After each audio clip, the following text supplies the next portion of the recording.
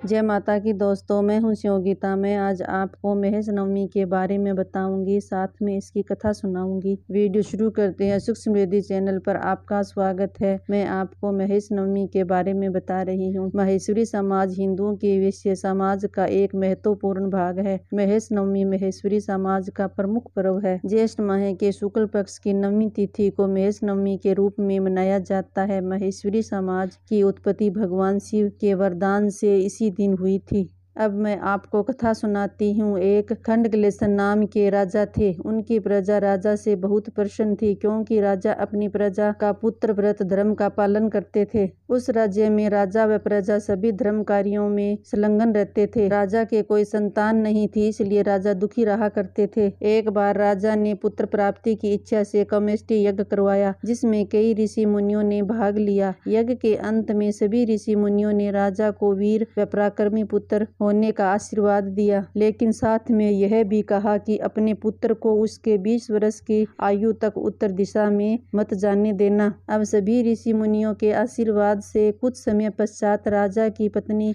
गर्भवती हुई और 9वें माह में प्रभु की कृपा से उनके एक सुंदर पुत्र हुआ। राजा व प्रजा सभी बहुत खुश हुए। राजा ने बहुत ही धूमधाम से अपने पुत्र का नामकरण संस्कार करवाया और उसका नाम सुजान कंवर रखा। वह बहुत ही वीर व तेजस्वी बालक था। उसने बहुत ही जल्दी समस्त विद्याओं में महारत हासिल कर ली। एक बार उनके गांव में एक मुनि पधारे। उनके धर्म उपदेश से सुजान कंवर बहुत प्रभावित हुआ। उन्होंने उनसे दीक्षा ग्रहण कर ली और प्रवास के माध्यम से विभिन्न राज्यों में और नगरों में मुनि की शिक्षाओं का प्रचार प्रसार करने लगे। उनके धार्मिक आख्यान से लोगों में धर्म के प्रति रुचि आस्था बढ़ने लगी। एक दिन राजकुमार सुजान कुंवर शिकार खेलने वन में गए और वह शिकार खेलते खेलते अचानक ही उत्तर दिशा की ओर जाने लगे। तो उनके साथ शिकार पर गए हुए सैनिकों ने उन्हें मना किया, पर वे नहीं माने। उत्तर दिशा में सूर्य कुंड के पास ऋषि यज्ञ कर रहे थे और वेद ध्वनि से सारा वातावरण गुंजित हो रहा था। यह देखकर राजकुमार क्रोधित होकर बोले कि मुझे अंधेरे में रखकर उत्तर दिशा में नहीं आने दिया, और उन्होंने सभी सैनिकों को भेजकर यज्ञ में विघ्न उत्पन्न किया। इसी कारण ऋषियों ने क्रोधित होकर उनको श्राप दिया और वे सब पत्थर के हो गए। राजा ने जब यह सुना कि ऋषियों ने उनके पुत्र को श्राप देकर पत्थर का बना दिया, तो राजा ने सुनते ही प्राण त्याग दिए। इधर राजा ने प्राण त्यागने से उनकी रानी भी उनके साथ ही सती हो गई। अब राजकुमार सुजान की पत्नी चंद्रावती सब सैनिकों की पत्नियों को लेकर उन ऋषियों के पास गई और उनसे क्षमा याचना करने लगी। चंद्रावती, ऋषियों ने कहा हमारा श्राप निष्फल नहीं हो सकता, पर भगवान भोलेनाथ व माँ पार्वती की आराधना करो तो वे सब इससे निकालने का उपाय बताएंगे। तब रानी चंद्रावती और सभी सैनिकों की पत्नियों ने सच्चे मन से भगवान महादेव और माता पार्वती की प्रार्थना की, तो भगवान महेश व माता पार्वती ने उन्हें अखंड सौभाग्यवती और